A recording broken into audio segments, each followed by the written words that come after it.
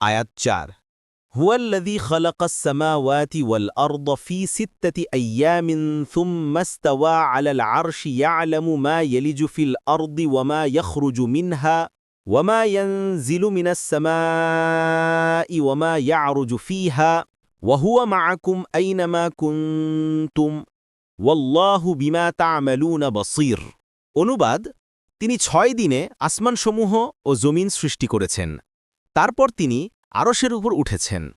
তিনি জানেন যা কিছু জমিনে প্রবেশ করে এবং যা কিছু তা থেকে বের হয়, আর আসমান থেকে যা কিছু অবতীর্ণ হয় এবং তাতে যা কিছু উক্ষৃত হয়।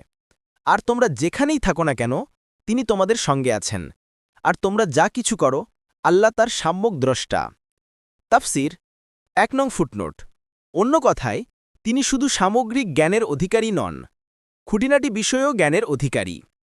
একটি শস্যদানা ও বীজ যা মাটির গভীরে প্রবিষ্ট হয়, একটি ছোট পাতা ও অঙ্কুর যা মাটি ফুঁড়ে বের হয়, বৃষ্টির একটি বিন্দু যা আসমান থেকে পতিত হয়, এবং সমুদ্র ও খালবিল থেকে যে বাষ্পরাশি আকাশের দিকে উক্ষিত হয়, তার প্রতিটি মাত্রা তার জানা আছে। ইবন কাসির ফাথুল কাদির। তাফসির ১ নং ফুটনোটের বিবরণ: অর্থাৎ তোমরা কোনো জায়গায় তার জ্ঞান, তার অসীম ক্ষমতা, তার শাসন কর্তৃত্ব এবং তার ব্যবস্থাপনার আওতা বহির্ভূত নও। মাটিতে, বায়ুতে, পানিতে অথবা কোনো নিভৃত কোণে যেখানেই তোমরা থাকো না কেন, সর্বাবস্থায় আল্লাহ জানেন তোমরা কোথায় আছো।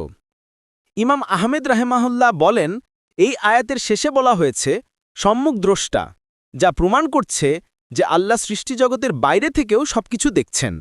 তাই এখানে সঙ্গে থাকার অর্থ সৃষ্টির সাথে লেগে থাকার অর্থ নয়, বরং এর অর্থ হচ্ছে তোমরা তার দৃষ্টি ও শক্তির অধীন, তার দৃষ্টি ও শক্তি তোমাদের সঙ্গে আছে।